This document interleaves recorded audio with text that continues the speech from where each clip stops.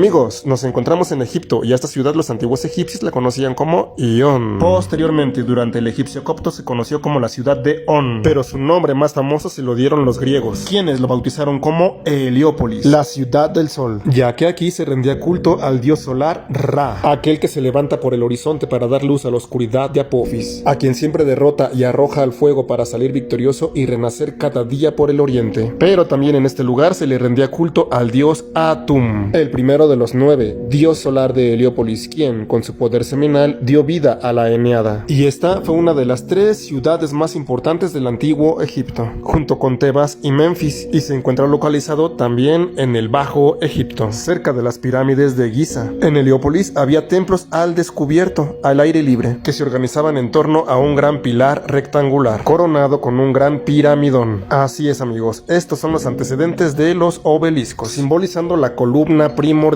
o Nun, sobre la cual se posaba el sol. Empero también es bien sabido que son objetos fálicos. Y aquí, al extremo noroeste del Cairo, es donde se inspiró la dinastía número 18 de Lamarna, para crear su culto al dios solar y único, Atón. Así es, aquí están las bases iniciáticas del monoteísmo de Lamarna. En la escuela sacerdotal del templo solar de On, Heliópolis, estaban activas desde hacía tiempo ciertas tendencias a desarrollar la representación de un dios universal y a hacer hincapié en el aspecto ético de su esencia. Amenhotep III jamás desmintió su adhesión al culto solar de On. De esa manera, la dinastía 18 retoma el culto a Atum y a Ra y fusiona a ambas divinidades llamándolo ahora Atón, representándolo como un disco solar, al cual distinguía claramente del sol material y físico, pues más bien lo concebía como a un sol espiritual. Por lo tanto, las raíces del Uno como divinidad se pueden rastrear hasta la dinastía número 4, es decir, mucho más de 1000 años antes que Akenatón, pues nos estamos remontando a los tiempos de Keops, a los de Kefren también, por supuesto, quien vivió hace más de 4500 años, momento justo en el que el venerable maestro Samael Aungeor tomó cuerpo físico en el país asoleado de Kemet. Y como dato interesante, ambas momias no se han encontrado hasta el momento. Kefren aparece en esta escultura sentado en su trono, y en la parte posterior aparece el dios Aurus o Bedeti en forma de halcón, protegiendo la cabeza de Jafra con sus alas extendidas. Lo interesante de aquí es que en Heliópolis también se le rendía culto a un ave bastante interesante,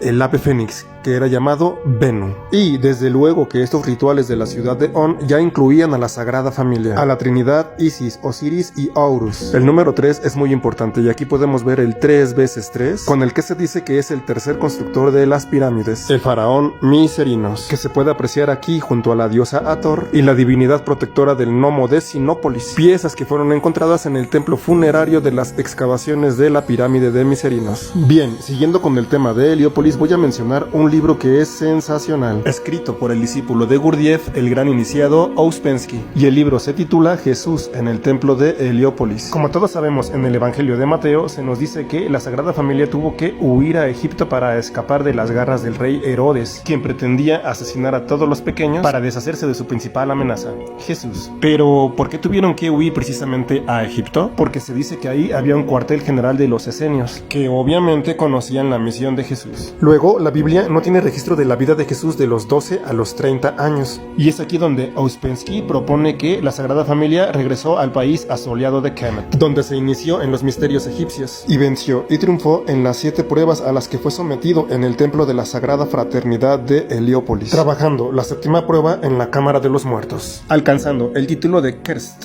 espíritu inmortal en el ser humano. Ahora sí podemos darnos una mejor idea de por qué era tan importante la ciudad de Heliópolis, que lamentablemente fue destruida durante la invasión persa en el año 525 antes de nuestra era, y la ciudad se fue despoblando lentamente, y sus principales monumentos fueron trasladados a Alejandría y a Roma, y el resto sirvió como cantera de materiales para construir el Cairo en la Edad Media. Por esa razón ya no hay monumentos en el distrito de Matarilla. El único monumento que sobrevivió, y eso hasta hace poco, fue el obelisco de Al-Masaya, de la dinastía 12. Pero el magnetismo del lugar es tan grande que el culto a Dios no ha desaparecido, sino más bien se ha transformado.